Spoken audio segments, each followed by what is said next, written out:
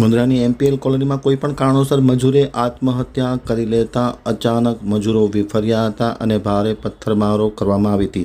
પથ્થરમારાની ઘટનામાં એક વાહનને આગ ચાંપી દીધી. પોલીસ ઘટના સ્થળે પહોંચી જઈ 40 જેટલા મજૂરોની અટકાયત કરવામાં આવી.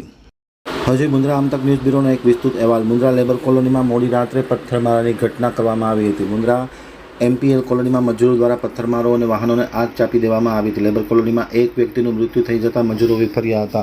મોતનું કારણ હજુ જાણવા મળ્યું નથી. મુન્દ્રાની લેબર કોલોનીમાં પથ્થરમારાનો મામલો સપાટી ઉપર આવ્યો છે. રાત્રે એક લેબર આત્મહત્યા કરી લેતા આ બબાલ સર્જાઈ હતી. કોઈપણ કારણોસર લેબરે આત્મહત્યા કરી લેતા આ પરિસ્થિતિ ઊભી થઈ હતી. પોલીસ ઘટના સ્થળે પહોંચી તેમની લાશનો કબજો લઈ પોસ્ટમોર્ટમ માટે હોસ્પિટલમાં મોકલી આપવામાં આવ્યો છે અને મજૂરો દ્વારા પથ્થરમારો કરવામાં આવ્યો હતો. બોડીને ગાડીમાં નાખતા હતા ત્યારે બીજા લેબરોએ પથ્થરમારો કર્યો હતો. એક વાહનને આગ પણ ચાંપી દેવામાં આવી હતી.